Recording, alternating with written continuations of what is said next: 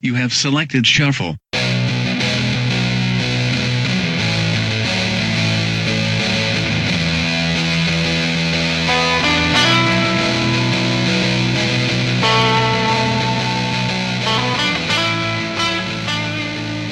We were on literally for an hour before we decided to show up.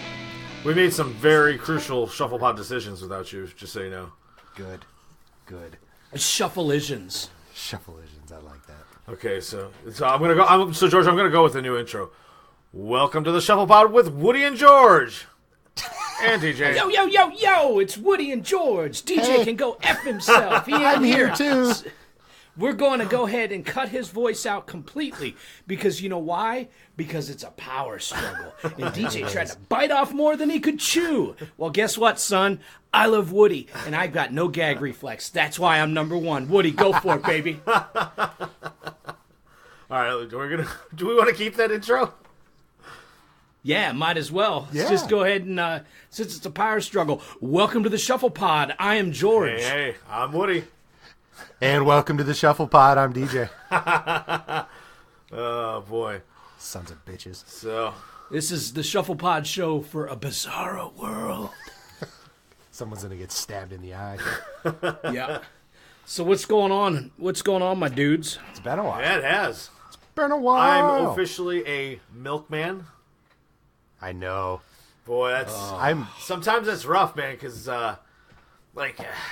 outside of the factory, like, things get spilled, and it just, like, you'll back into a dock, and it'll smell like spoiled milk, and that just... I can't handle that. Ugh. So, do you Yeah, wear a that's no stopwatch good. on your belt? No. And, like, every time you get out of the truck, like, as soon as the milk comes out, you start the stopwatch, and it's only got, like, 8 seconds till it expires, and you just run it into the store. Well, I'll tell you one thing I did, because I've been with a trainer all week, because the trainer has now become the trainee. And, I know. so, and like, we take like, they call them bossies. They're these big racks of milk, and they've got 120 gallons of milk on them. And you take them off the truck, and so I took one off, and I went to close the dock door to keep it cool inside the back of the trailer because it's refrigerated and has all the milk back there. He's like, "What are you doing?" And I'm like, "I'm keeping the milk cold." And he's like, "Just leave the door open. We've got more stuff to take out of there." And I'm like, "But You were closing it between every time you came out? Because I'm just like, it's got to stay cold in there. Oh, my God. Yeah. It is cold in there. It's fucking freezing in there is what it is. Man. So, like, we should probably explain to everybody your milk phobia, I guess you could call it. Yeah. Now, if you get milk out of the fridge, or if your wife gets milk out of the fridge for cooking or something, and she pours it, and if she sets that milk back on the counter... she doesn't.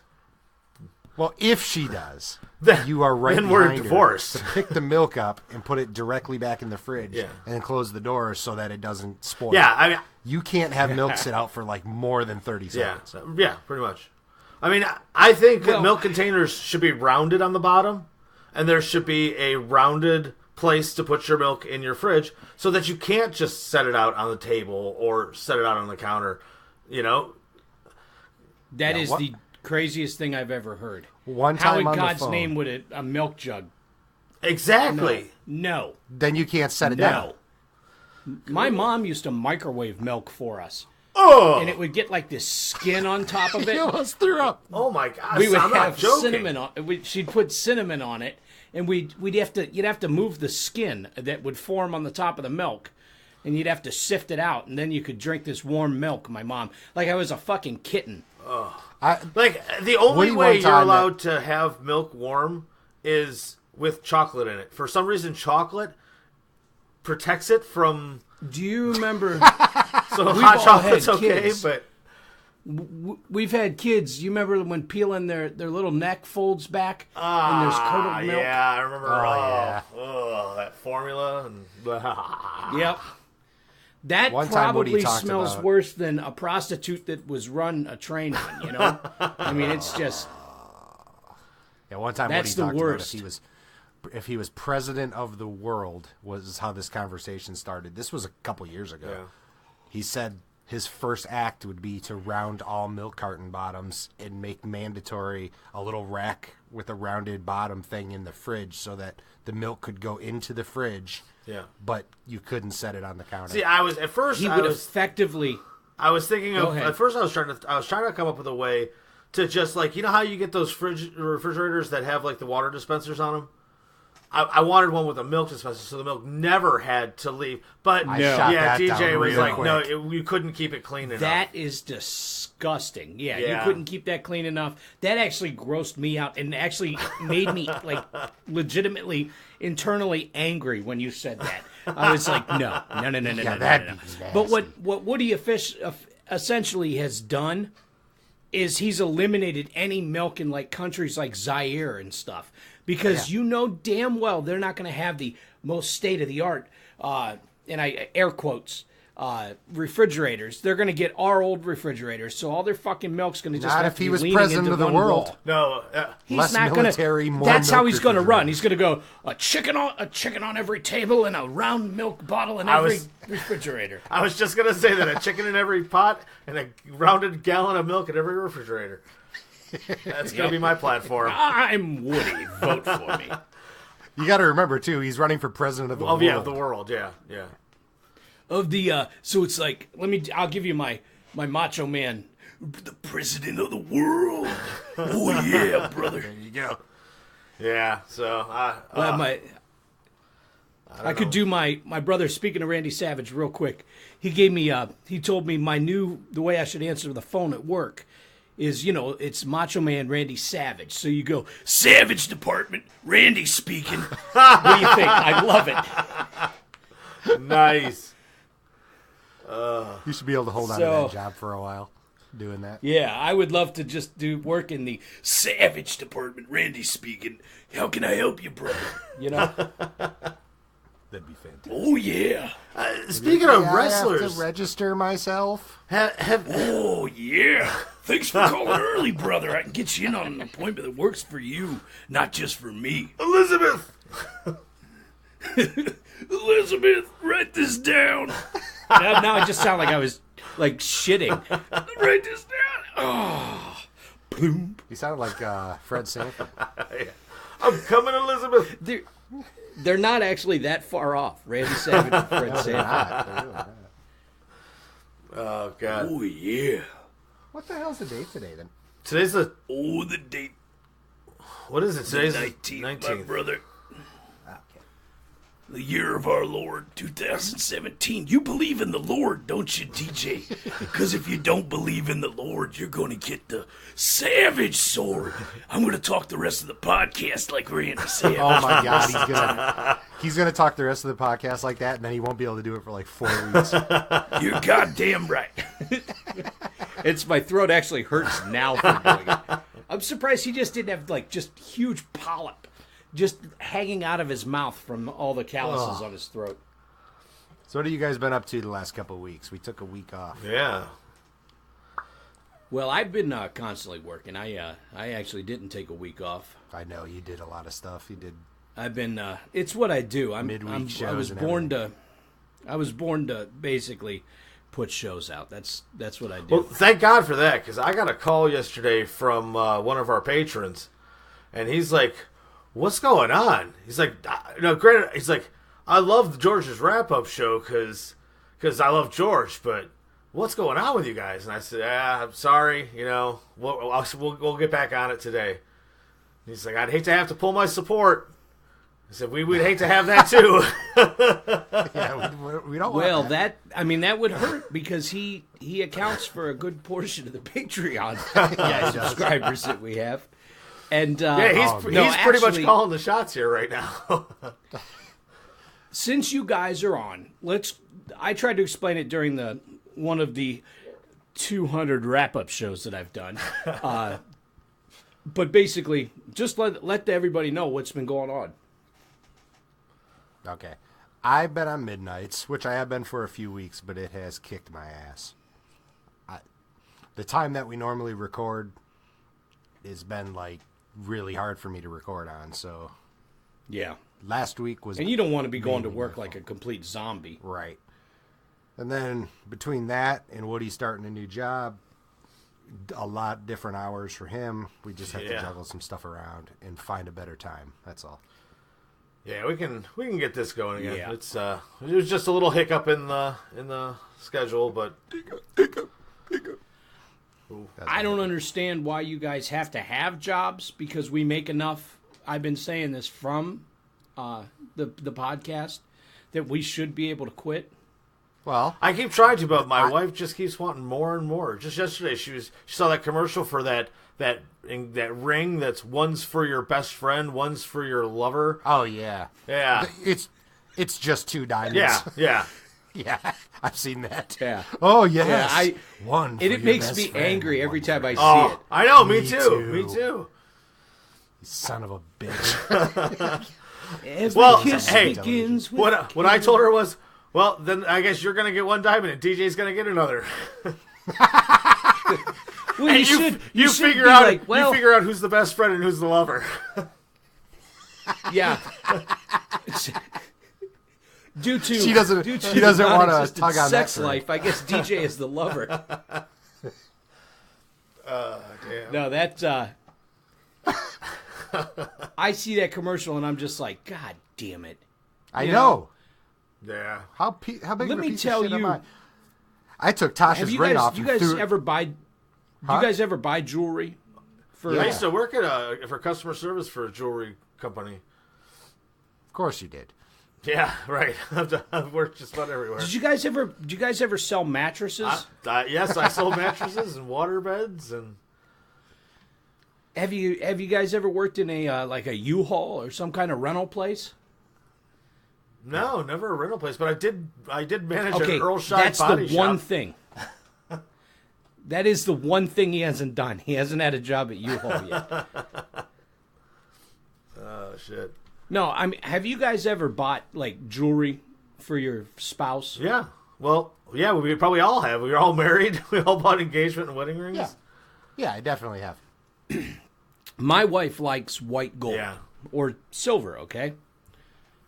And to show you how much I don't buy jewelry, I went to this jewelry store in Canton, Ohio, okay? I'm not going to say who it is because they may want to sponsor us, but who knows? Okay.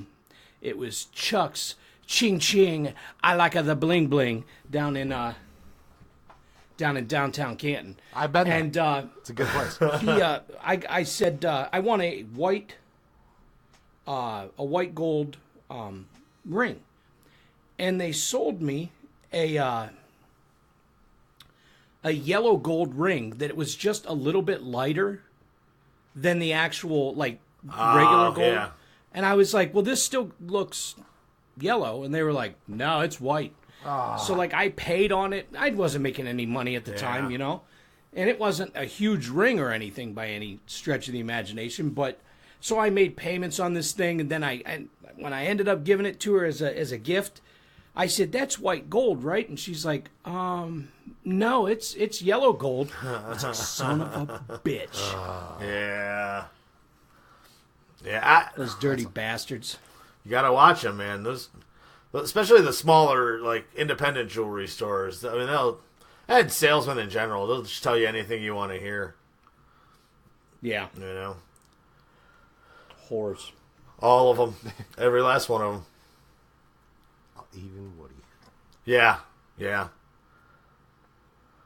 Tell you, I got one time. I had a couple. They were. It was at the mattress store. They were going to a movie, which was in the plaza that the mattress store was in. Though they were waiting on the start time, so they're kind of walking down the plaza, going in and out of these shops and stuff. And they were. It was a couple. They were just married. They just bought a house. No children. I talked them into. They didn't end up buying it, but I got them to put a deposit on a bunk bed for their children. Oh when they my have 'em. god, No Yes. way. that's Honest to hilarious. God truth. Yep. Oh my god. Yeah, they ended up coming back and canceling it, but yeah, I had nothing going on that day. It was such a slow day, and I was just like, I worked them as hard as I could.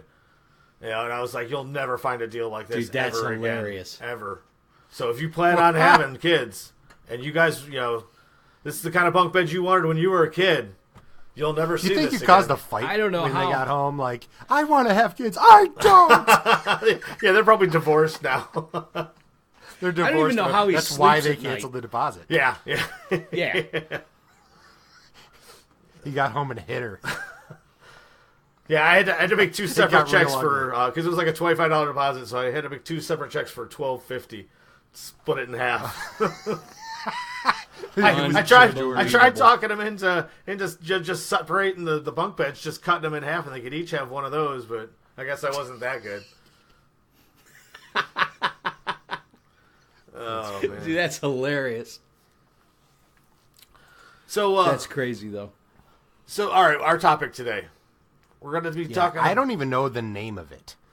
I know what it is, but I don't know the name of it. That's how unfamiliar I am with this. I'm very excited. Okay, it's Dyatlov Pass. Okay, and it's what it is it's this crazy story that excuse me, it was it happened in Russia in 1959, like February 1st and 2nd, right around that time.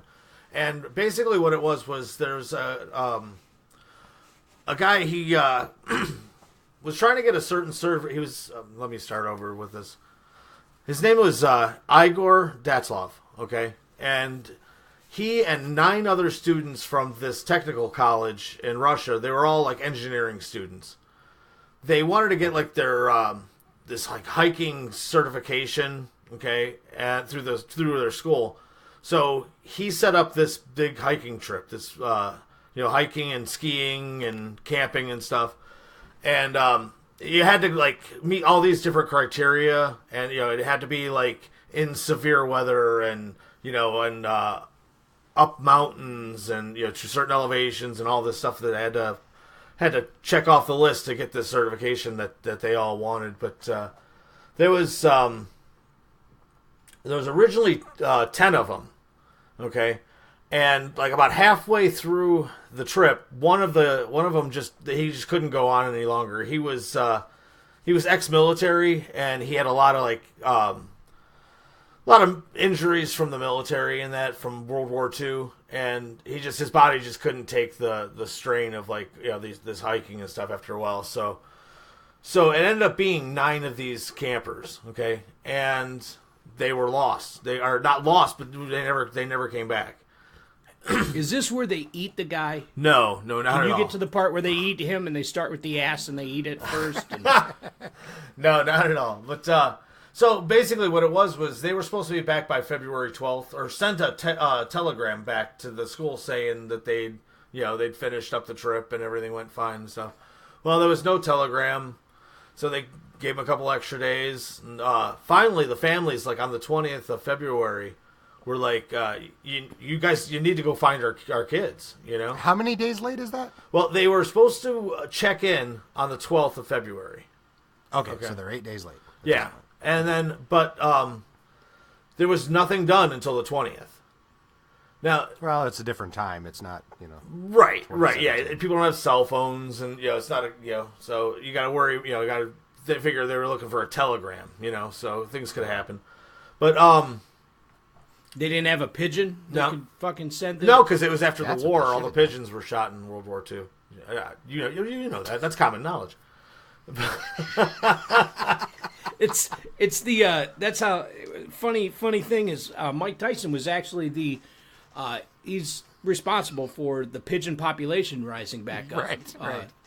And He's- the pigeons he is. He's naturally big into migrate pigeons. from Brooklyn, New York to Kitty Killbuck, Maine. They fly every winter. Oh shit! But yeah, so around about the Little known 20th, fact. the parents of the campers were like, "Listen, you guys gotta do something," So the school sent out a search party into the Ural Mountains, and that's where that they were hiking at, and didn't find anything. Finally, the military, started getting involved, and like about 2 weeks later, and they finally found the campers, and they were in these mountains. It's this section of the mountains that a lot of people call it like or they say that it translates to like the Mountain of the Dead. But it honestly translates to Dyatlov's Pass. No, it was named that after because that was the lead of the camping group was Dyatlov. But is this where they send the runner and he comes through yelling at the British are coming? Yes. This is that story, right? But so they I think it was the 26th is when they finally find the tent. Okay, so they searched for 6 days. Yeah, they started it on the 20th, and then like I guess once the military it was like a week later, the military got involved, and they finally found the tent. Okay. Holy crap! Literally, so these people have been unaccounted for almost 2 weeks then, right? Yeah, it was they were supposed to be back by the 12th, no later than the 12th, and now it's the 26th. So they theoretically could have eaten somebody, but you're just leaving that part out. Theoretically, yes. Well, I'll let you. We'll get to that. Well, we're not going to get to them eating anybody because nobody ate anybody else. But all right. Okay, so on the 26th, they find the damaged tent, right? And the tent was it was not. It wasn't like blown over completely. It was like there was some snow on it, some snow built up along the side of it, but everything was inside and intact and stuff. But they found 9 sets of footprints leaving the tent. In like different like states, like one of them was like the best case scenario was one of them was a sock and a boot. It had a sock and a boot on. A lot of them just had socks on or just bare feet. The footprints leaving this tent, and not only that, but they're leaving from like both ends of the tent, not just the tent flap where the door is, but the back of the tent where they cut themselves out of the tent and ran off. So they went out through the back door, right, and left everything: clothing and boots and cameras and journals and everything. So like the theory there is like something happened at night while they were asleep. And was blocking the front, so they just ripped the back open and took. No, I think it's classic Yeti. I think what they're saying is that like it was not only was they left from the front door, but they left so fast that they just cut a hole just to get out, kind of thing. It was like some people left through the door, some people left through the other side. Like they needed to get out of that tent as fast as humanly possible, kind of thing. Somebody farted. It is. It's either that or a Yeti. It's one of the two. Yeti or an air biscuit. You try to eat venison for 8 days straight and tell me that you're not going to cramp up, especially you, DJ, with you being a vegetarian. Ooh, that'd be a nasty, nasty stew. But they only found the 9 sets of tracks, so it wasn't like there was, tracks of other people or animals or anything like that around the tent. Then they started finding the bodies. They found, I think it was. Okay, I'll give you the description of what they found in that. It said the tent was half torn down and covered with snow. It was empty, and all the group's belongings, their shoes and that, were left behind. They said that the 8 or 9 sets of footprints, I'm sure they're overlapping, so it's hard to tell exactly how many, but were left by the people who were only in socks or like a single shoe or barefoot, and they could only find them out to about 500 yards. And then it's probably not that hard to identify the footprints because if they spread out a little bit, they tracked them backwards. Right. And they were able to tell, well, there's only 9. So, but like I said, they only found them out to about 500 yards, and then they were snow covered and disappeared. But yeah, I definitely see what you're saying. Once they were out of the tent, it's easy to see. But they didn't really like split up. They kind of it was like it seemed like it was 2 separate groups that kind of went out. So okay, so after about 500 yards, they were covered in snow and all that. And they found, I guess it was the small copse of trees.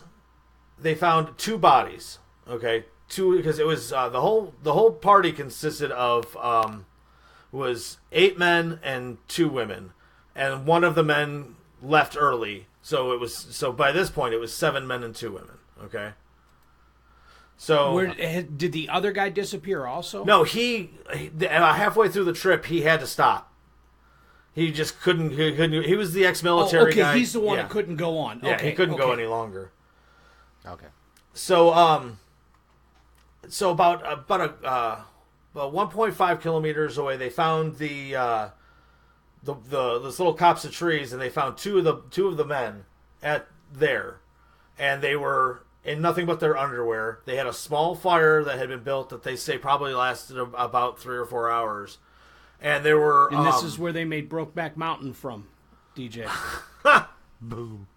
Pay I got a attention question. to this Where they were part. at in Russia, how cold? Okay, it's Colder they're than saying a it was witch's like tit. 13 below the night that shit. they figured they kind of figured out what night it was that this all happened, and they're saying it was about 13 below that night.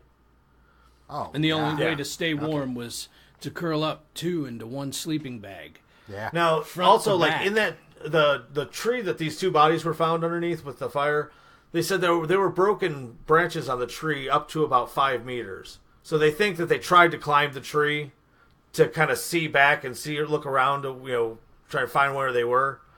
But like I said, those two bodies were in nothing but underwear when they found them there. Were their clothes found, like, around the place? Were they found anywhere? Well, we'll get to that. Okay, so from that tree, from that point of that tree back towards the tent, the 3 more people were found. Okay, and like one was found at 300 meters, one was found at 480 meters, and one was found 630 meters away. So like it staggers. How far is that in feet? I have no idea. It's impossible to tell. Yeah, yeah. Go ahead. I'd say it's about a stone's throw away. Okay. So, anyways, they were. So they found. So by this time, now they have 5 of the bodies found. Okay, so there's 4 people left. And to find the last 4 people, it took till May 4th, and they were found in a ravine where they had like fallen into a ravine or climbed down a ravine or whatever, and one of them, one of the women, she was face down in a stream, and all the soft tissue, like her eyes and her tongue and that, were gone, chewed out. Okay. Chewed out. Well, Just her? just her, but she was found in the water like that, so they think it was like bacterial, like just ate it away. Yeah. And you got to figure this is May 4th now that they found so Right. Everything's getting warmer. right. Okay, so and those people were found in with better, like in more clothing than the rest of them. So they think that maybe they took clothing off of the 2 that were found in just their underwear. That they after those guys died, they put that on and went took off. Here's the really really weird part about this stuff. There were slits in the tent that they found, like rips in the tent that were made from the inside, like they were looking out at something outside. Small slits? Yeah, like peek holes, Okay. and the cut in the back where they escaped from. But yeah, that they were all made from the inside, like they were trying to look out of the tent to see what was out there, what was going on. So, I mean that's crazy. So, Yeah, go ahead. like, all right, you'll get there. Okay. Go ahead. They say that it was they all died about 6 to 8 hours after their last meal. So you got to figure if they're eating, probably 5, 6 o'clock, their dinner when they stop for the day, because with their journals they could figure out what times they were stopping and things like that. And they usually stopped around 5, 6 o'clock. So you're talking midnight, 2 o'clock in the morning when they took off. So none of them. Wait a minute. You're saying they died then? All died except the only one that survived was the one that left, that didn't go to that, didn't continue on the hike. The woman. No. Oh no. He's the ex-military guy. The older guy. Yeah. So I'm confused on how they got time of death back then. How You think it was just some guy estimating it? Well, when they know that they usually ate their dinners because these people kept journals and stuff like that because they were going for certification, so they had to keep track of everything and log everything. So they knew that like they stopped and made camp at 5:00 and they ate their dinner at 6:00, and then by the contents of their stomach they can tell that 6 hours later is when they died, when the food stopped digesting. Gotcha. Wow. I guess my question is, did nobody kept any record of like maybe something happened or whatever? Like nobody said anything like that? No, because I guess their journals were in the tent, according to Woody, and they all took off. Yeah, none of them had their journals. They all left them in the tent. They left cameras with pictures and So nobody like, okay, and I'm just kind of fishing for answers here, Woody. So nobody is actually asking like nobody's saying we feel like we're being followed. So it wasn't anything like that. I'll get to that. I mean, there's more to this story than I'm just trying to give you a basic outline of what went down. Gotcha. Oh, okay. Okay. He says, "Hold your fucking horses." Wait a minute. He goes, "Now hold it now." Hold it now. Okay, so I was wrong. There was only 3 members in the ravine. So out of the 9 that were left, 2 were found by the trees. Okay. And then 4 were found in between the trees and the tent in different locations.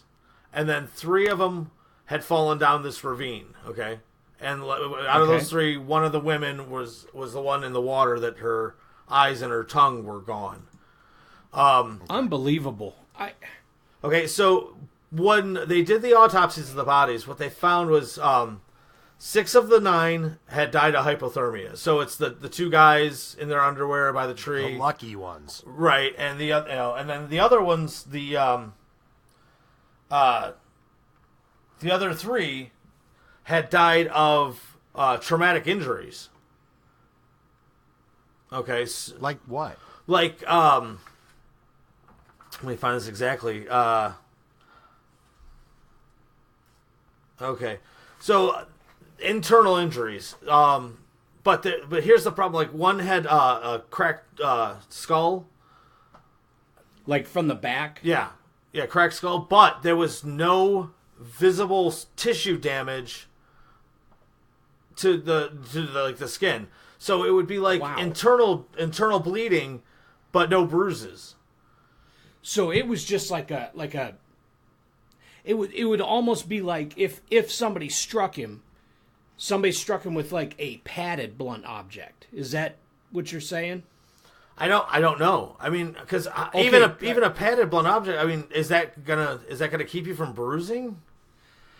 I don't know. With it being so cold, maybe it does actually. Could he have slipped, hit his head, but been in shock and continued on for another 100 meters? Because you got to think, back in those days, if the guy wasn't right next to where he hit his head, they're not even going to find it. It's out in the wilderness. It could have been on any random tree.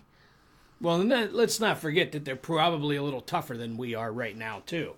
Yeah, that's a good point. Okay, it's saying that it says here that 3 of the others showed signs of physical trauma. One of the victims had a fractured skull. Another had brain damage, but no signs of like injured skin. Like or the one with the brain damage, his skull wasn't fractured or anything like that. Wow. So it's almost like if the brain damage was done by like maybe shaking. Could they have shaken it? Like that's honest to God. Big? Like what? Never shake a Russian. That's what kind of crossed my mind, because it's like, yeah, you know that shaken baby syndrome. You learn that as a kid. Oh, it's basic knowledge, man. Oh, God. Sorry. I have to piss. Took us off track a little. Oh, that's great.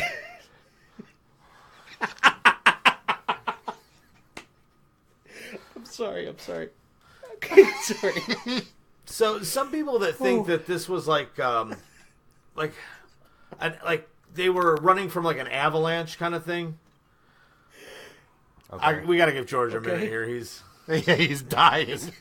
He won't hear any of this. No, go ahead. I'm sorry. No, it's all right. I'm going to drink my coffee. We need to get shirts that say "Never, never shake a Russian." Oh my God, that's the greatest. That'll do wonders. We had to have Trump wear one next time he goes. Oh shit! I have a theory building in my head, and I'm excited to get to the end of this to see if you shoot through it before I can say Okay. it. If you say Vulcans, I'm going to be fucking pissed. Yes, it's definitely Star Trek related. I knew it. But as far as like the head trauma and things like that, people that have like they call it the avalanche theory, that they think that that these they were running from what they thought was an avalanche, and then like that then they got too far away from the tent, couldn't find their way back, and the ones that with the trauma and that fell down the ravine or like continuously hit their head, like fell down, hit their head, fell down, hit their head, fell down, hit their head. But, the doctors say, no, there would definitely be bruising or lacerations or, Even in -13, that wouldn't affect bruising? George had a point there. I don't know.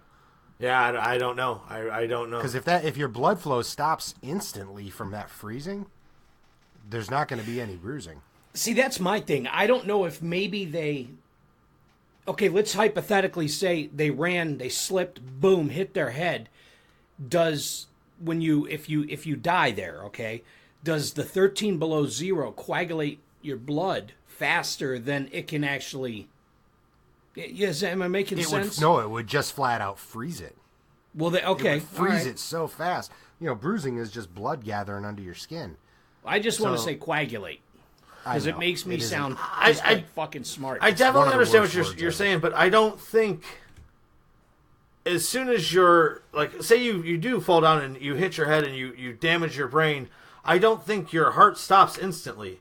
So your blood's still going to be pumping and flowing. It's pumping, but you're talking -13. Yeah, -13 to -22 is what they're saying. So Your skin is going to freeze within a matter of a minute or so, isn't it? no, because like yeah. no, not Yeah. not at all. That's not true because when I worked at the cold storage place, it was 25 below in there all the time, and you didn't have a face mask. You just had.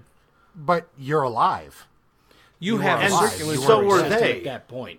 Until they weren't. Until they weren't. That's what I'm that's the saying is- point.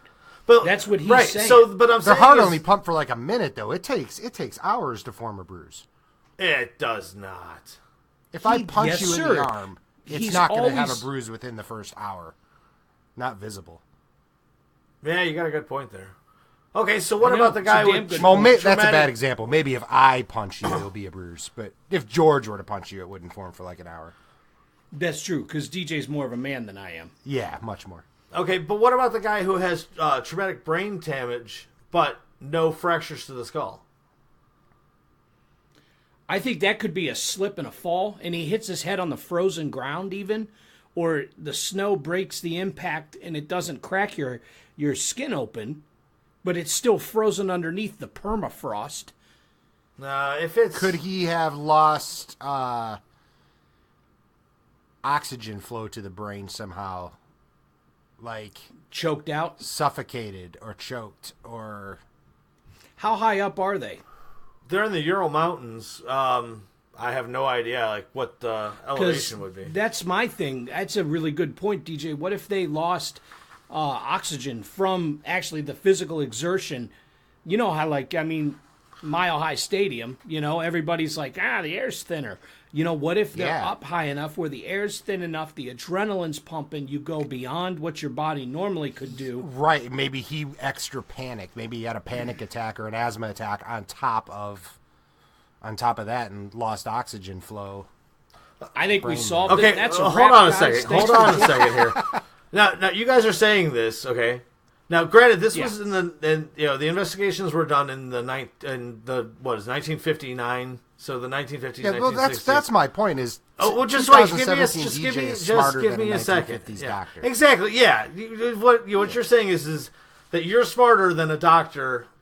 Yes. Yeah. Correct. that like they wouldn't have thought of that stuff and had reasons to rule it out. I mean, the official cause of death, they said, were from unknown compelling forces. That sounds official. That sounds doctor-ish. So, compelling. Okay, forces. so what are some of the scenarios that people have come up with? okay, well, we're not done yet. So they finally find the bodies, and they're doing the investigation. They're going through the pictures and the journals. Well, in the pictures, they find a picture of, they call it a mink, but it's a Bigfoot. These people took a picture of it looks a lot like that. Just the generic image of the Bigfoot that we think of now, where it's kind of hunched over, real long arms swinging, kind of like that Patterson video kind of thing. But the Patterson video was made in like 65, 66, or maybe even the 70s. Wait a minute. They actually found a Bigfoot picture. Like these people, they had they had cameras. So they find a picture of this Bigfoot looking thing back in the trees, and in one of the girl's journals, it says she wrote down there that now we know the snowman exists. That was like one of her entries in her journal. What? Yeah. Frosty the Snowman. I'm trying to find this picture. No, I would look it up on my computer, but it'll probably effing crash. So I'm just going to sit here and just look sexy until you find it. So, okay, so they're actually saying they had proof of Bigfoot. Well, a blurry picture from the, just like everybody else's proof of Bigfoot. But they say that in the thing. It says, her says, journal says, now she wrote down, now we know the snowman exists. Son of a bitch. So are you saying the snowman dog, shook now a Russian? You got me. Yes. Here's the thing. So you're saying like a family of Bigfoots came after him. Well, okay. Were there Bigfoot footprints around the tent? No, that was something they never found any like animal footprints. But that's the thing. Remember when I was talking about how they said they called it the Mountain of the Dead? But I guess it literally translates into Dead Mountain. And the reason why the people, the Mansi people that live in that area call it the Dead Mountain is because there's not a lot of wildlife. Like there's not a lot of wild game in that area. So is there not a lot of wild game in that area because of the elevation and the severe weather? Or is there not a lot of game in that area because there's a top level predator that's scaring game away? Okay, I see the picture, man. It's terrifying. Is it really? Share your screen. Well, I mean, it looks like a dude in a suit, but when you think about how old it is, it's probably not. Yeah, 1959. And you got to figure they're way out in the middle of nowhere. They wouldn't have lugged a suit out there. Right. Yeah. No, you're absolutely right. And so the thing is then, okay, well, here's my question though, Woody. And I believe, you know what? Yeah, I'm sold. I know it's the Yeti, okay? But here's the thing. If there's no footprints, did they do like a radial search around the area to see like in the tree? Was there a tree line around them or anything like that? I don't. They were on the side. It's in the mountains. Yeah, they were on the side of a mountain. Okay, on the side of like a slope, a hill. That's where they put their tent. So a lot of people that take that Yeti kind of idea and that theory, they're thinking that like they might have heard Yeti around them throwing rocks at them. So that's why they were looking out the tent to, and then it probably freaked them out enough to where they took off. But at that point though, Woody, what? And I'm just asking questions. I'm not trying to play devil's advocate or anything. But if you're in the tent, okay, And are there 9 people in a tent? Yeah, Is that it's what's one happening? large tent. tent. It's a giant tent, Yeah. okay? If you're in the tent, why would you not? And I know hindsight's always 20/20, okay? Band If you together. think that there's a threat, why would you not send 1 or 2 scouts out to scout it, and to radio back to them? What are you gonna do? Draw straws? I'm not going out No, there. you already have every single person has a job. I'm guessing to do. one person flipped and started running. That's what and I'm that thinking. caused like a brief 5-second panic where all of a sudden everyone was out of the tent, and then shit, too late. Yeah, regardless of what But was would happening you- outside the tent, like if it was an avalanche or a Yeti, or some people think that this was a testing ground for the Soviet military. They were dropping parachute mines. And so they're thinking, regardless of what was going on in the tent, it probably what happened was they were checking, they were looking, they cut the holes to look outside to see what was going on out there, and one person flipped their shit, and once one started running, they all took off, See, that's my thing. There had to be explosions or something. In order for you to cut a hole in a tent to look through, that really goes... What if Like, there has to be imminent danger around you at that point. What if it's Yes. yeah. I mean, imminent danger. I mean, it doesn't have to be explosives, but I mean, say they're hearing like these weird noises, like an animal like growling and throwing rocks at their tent, or making tons of noises, breaking branches and trees and shit. Again, like you said, hindsight is 20/20. I'm going to start there. But to me, there's 9 of us in the tent. I think our best chance of survival is... It's -13 outside. Our best chance of survival is staying in the tent, and whatever comes, they have survival gear. They've got knives. Unless, what if the Russians... You said it was a military ground, right? Well, that's a theory. Okay, well, what if... Because this is the start of the Cold War. No, this is the end, just after World War II. Yeah, I mean, yeah, you're going to be starting getting into Yes, the whole, it's the start of the Cold War, Cold which War. the Cold War, I think, started in 1958. Okay, well then. Okay, which was the start. Now, I'm just saying, and I could be wrong. Send us when the Cold War started, guys. If you guys know it, tweet at us. Because we're not real educated. We're just thinking. And there's no way for us to find that out. Yeah, I don't know the internet. I'm actually afraid to look on the internet because I'm afraid my shit computer's going to crash. Here's my thing, though. What if they started shooting at the tent, and the holes in the tent aren't cut holes, but they're bullet holes? Or they're shrapnel holes because they were doing a parachute He said they bomb were test. cut from the Yeah, inside. they were all cut from the inside. And they were cut with a knife. They could tell that it's not just shrapnel ripping through the tent, that it was like peepholes. Okay. All right. So but it doesn't make At sense Big to me. Dong 69 tweeted at us 1947. Oh, okay. That's when the Cold War started? That's actually... Thank you, at Big Dong. That's right after right after World War II.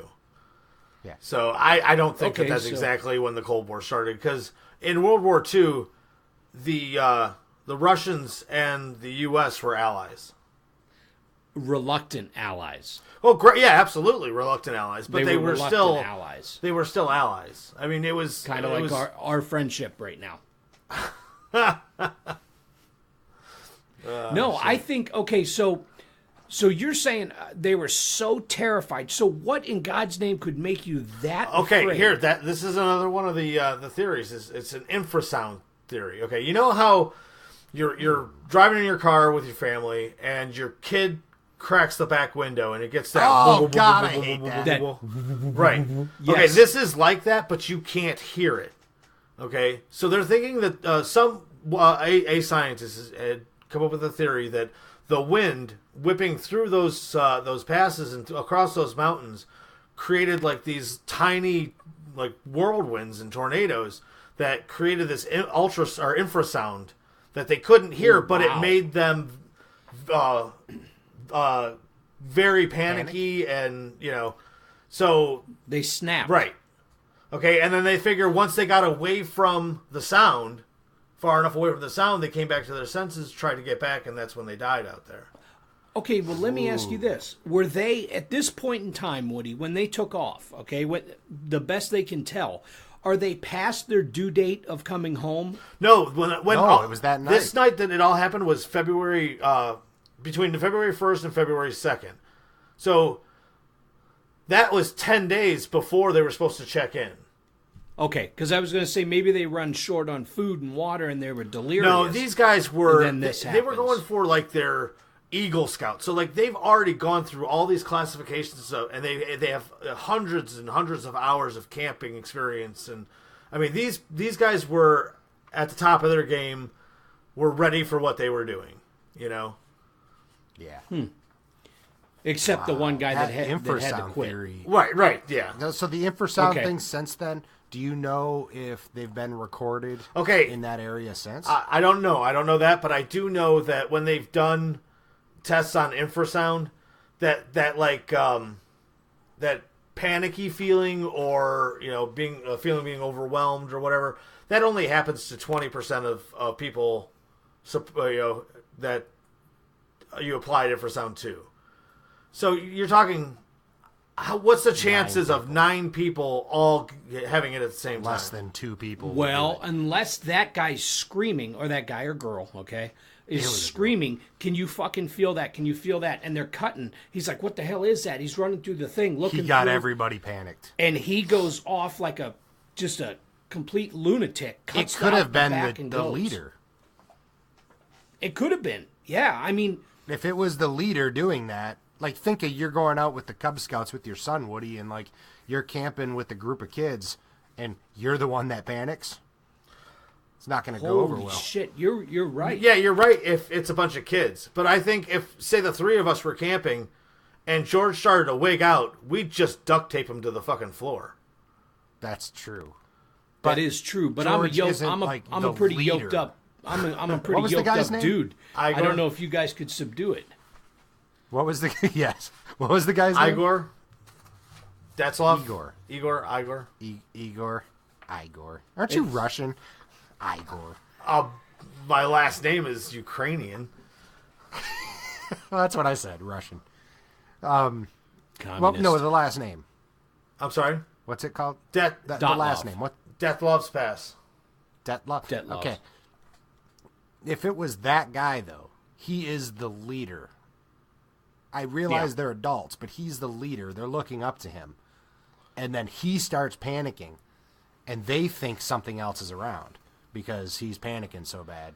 And he's like, fucking run! Okay. Whatever that is in But Russian. you got to think that, like, okay, he might be the leader of the group and set the whole thing up and figure out the which way to go and stuff like that. But out of this group, okay, he's 23 years old. Okay? Oh. Out of this group, there's only 3 people younger than him. So most of the people are his age or older, and they're all in college. And there's only 2 women. There's a lot of men. See, I pictured this as like he's the professor, and they're all No, Right. no, Especially since you were saying they were like Boy Scouts. no. I said they weren't Boy Scouts.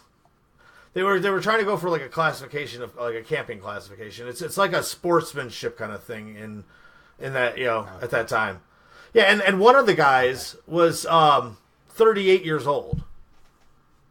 Okay, so at 38, if some 23-year-old kid who's supposed to be the leader of the group is flipping out, I don't think I'm gonna follow along. Right. Now, my original theory that I said I was kind of forming, I'm already not convinced of that. I thought maybe the biggest, strongest guy in the group Yeah. might have flipped out. Like, as far as, I don't mean like from the infrasound, I mean he snapped and he started like attacking people. Like going nuts. Yeah, and they ran away from him. But 8 other people, Yeah. man, you think they'd be able to do some damage, and there would be more wounds, bruising at that point because they're in the tent. Right. So I really like the infrasound theory. I think it's probably that.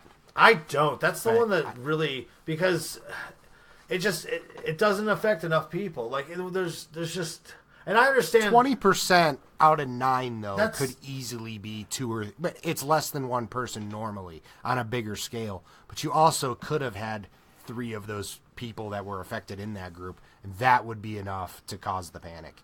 3 people out of 9, that would probably flip everyone's shit. I don't know. I mean, 3 people are. I mean, you'd almost think that it wouldn't happen immediately. Like whatever I think happened immediately. You know, so like it was something. Yeah, you're right, because they start that feeling, and Yeah. a couple of those people are going to throw their boots on. Yeah.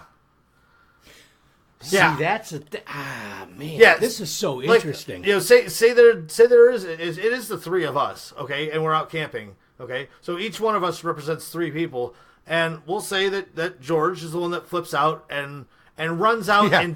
in negative 13 Hypothetically. to negative 22 degree weather. Am I just gonna follow him out there in my bare feet? Just because he's flipping Yeah. out? Yeah. Good point. Or maybe, well, here's the other thing. Maybe a group of them flip out, and the other ones run out to try to save them. No, they wouldn't Like- try to save him without gear. Right. Yeah. Or Now, God, I don't if- know. I mean, what if the What one guy? if the panic went? What if the panic went down like this? What if 2 of the most experienced guys that really know the outdoors, they start going, "Something's out there! Something's out there!" And they start freaking out. They're cutting peepholes in the tent, and then they're like, "Fuck it!" And they just cut the back open and run. And they're the most experienced guys. Like, you're thinking, "Oh my God, get the fuck out of here!" You know, I mean, Without your shoes on? if it's that panicky and it happened that fast, like maybe here's the- maybe that sound started and all of a sudden it just boom, they just flipped. I love the whole Yeti thing. That they like there's a do Yeti too. throwing rocks at the tent and making noises and it scares them all. But even then, when those rocks start hitting, my boots are on. Right. Yeah, because you're gonna put your boots on, and be like, "What the hell's going on?" You know. Unless So- it happened while they were asleep, and all of a sudden the Yeti just started pounding around. And, Yeah. But they didn't find any footprints. That's the thing. Oh yeah. But yeah, I mean, but you always hear about Yetis like outside of the campsite throwing rocks into it, breaking branches, hitting things, you know, like making noises far enough away that you can't see them. Yeah, but you're not gonna like freak out if they've already seen a Yeti. Okay, in theory, I'm thinking they're not gonna freak out if they hear a Yeti. You know what I Bullshit. mean? They've already seen If it. I've seen one and it's like if I see something way off in the distance and I take a picture of it, now that's in my mind. Like, God damn, that's out here. That's out here. I'm out here with this thing. It's out here. And then all of a sudden, in the middle of the night, I get woken up to rocks being thrown at the tent and noises like something's just outside the tent is going to eat me. Well, were there rocks and sticks thrown around the tent? Well, it's the side of a mountain. I'm sure there's rocks and sticks all over the outside of the tent. No, that's true. And would you really cut holes in the tent? Yes, if they're I throwing would. rocks at you? If I would cut Yes. holes just to see what was out there, you know, to like what And why does the what's tent doing not have this. any windows? Because it's Well, it's an 1959. old- yeah. It's probably Probably a homemade yeah. tent. Well, no, it's probably an ex-military tent, an ex like Which World War they II have. tent. They have windows. No, you're not going to open up. Yes, they do. windows, You ever see MASH? Have you ever seen MASH, which takes place in the Korean War? Okay? right? Which was after World War II. Which was 1959. It was 1954 was the Korean War, I think. They have windows. If it's a medical triage tent, you have the windows that you can roll up and roll back down. They're just Right. canvas. Okay, but you're talking about that was the military U.S. military tent. Okay, that was probably the state of the art tent at that time. These kids are from a college are using a surplus Russian army tent from the war previous to that. So it was probably originally a World War I tent that was reused, you know, recycled for Now, World War II, and then At- they got it after At that. FunJugs54 just tweeted that it was 1950 to 1953. Okay. Thanks, FunJugs. Fun job. FunJugs54. God, how are they getting this live stream? Are they hackers? Is Fun They Jugs a must be. hacker? I don't know. I don't question it. It just happens. We got tweeted at. I answered. Yeah. No, just I guess- Duck okay. Tip just tweeted me and said Woody's might be stretching it that they're using a World War tent. World War I tent. Just the okay. Okay, so you guys want to know what I think actually happened? Yes. I love the whole idea. I love the Yeti thing, but what I think really happened was the that parachute mines thing. I think because they did find scraps of metal outside the tent that they couldn't discern what it was. Oh, well, you left that part out. The parachute mines, they detonate above the ground, like 6 to 8 meters above the ground. So if you're sleeping in a tent and all of a sudden you hear boom, maybe you're going to cut a hole to look to see what's going on, and then all of a sudden boom, boom, boom, boom, boom, boom, boom. And then the concussion starts shaking the tent. Yeah. That could cause the brain damage. No, because the brain damage was caused after. It could have been another one that went off, though. Damn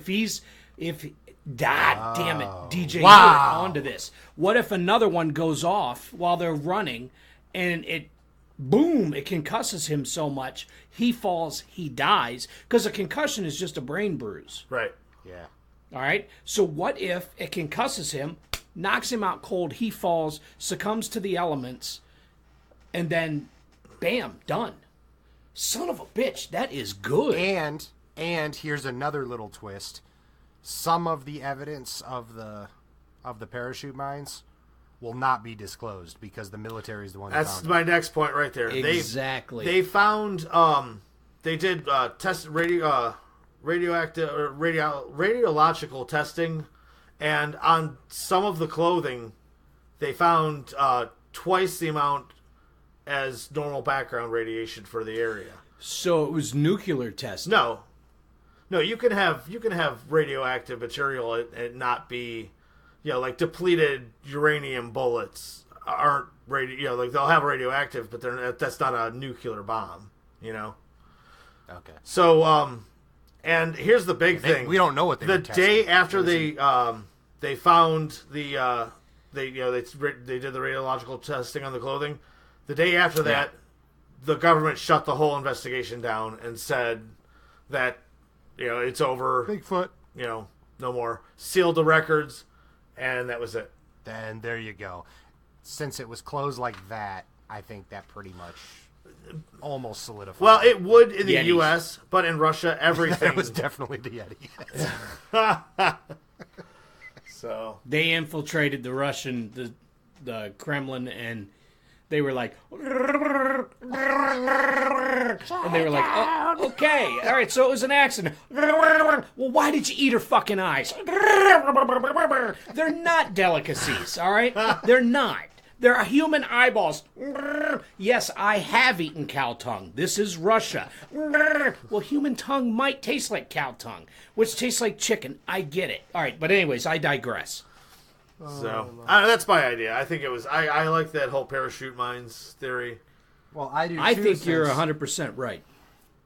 What he had the whole. He had me thinking it was the infrasound. I knew DJ would go all Just over that. conveniently infrasound. left out the twisted metal shrapnel around the tent. Yeah. He didn't tell us that part. Left out the until he had his Shyamalan theory. twist. I'm going to tell you what, Woody can weave a story like nobody else. He's like the Paul Harvey of podcasting right now. Yep. And yep. that's the rest of the story. Good job, Woody. I'm telling you, man. Woody I really Bond. enjoyed this type of episode when we actually, one of us does research and mesmerizes the other one. It's different, isn't it? It was really good. So I liked it. All right, Until so, Woody withheld information. yeah, well, I mean, I can't give it all to you at the beginning. I gotta spoon just feed the tip. you. A little baby bird. Little baby. I still think the Yetis infiltrated the government and ate the tongue off that lady. And, That's probably the best theory I got. well, because my thing is what happened to her soft tissue?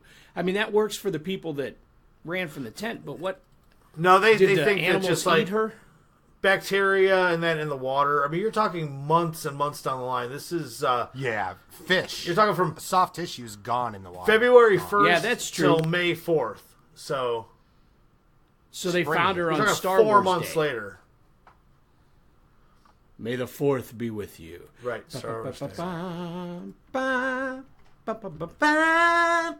right. I like it. I think this was a hell of an episode, Woody. I did too. I did too. Yeah, I found it pretty interesting. Very good. Good shit, man. So, if you guys have any questions or comments on today's show, go to the ShufflePod.com. You can get our email there. You can check our Twitter pages. Whatever you want to do. If you want to support the show, which we really appreciate, for as little as $0.25 an episode, you can. That's it. That's it. Jesus. So, and you can get to that from our website, theshufflepod.com. Anything else, guys? $0.25 a show. No, sir. Damn. Talk about inflation. You can't get anything for a quarter. You can't. You used to be able to get like a hell of a pony deal. ride there. Outside Hell of of a Target. deal. So, all right, boys, until next week, everybody All have right. a great one. See ya. Take care.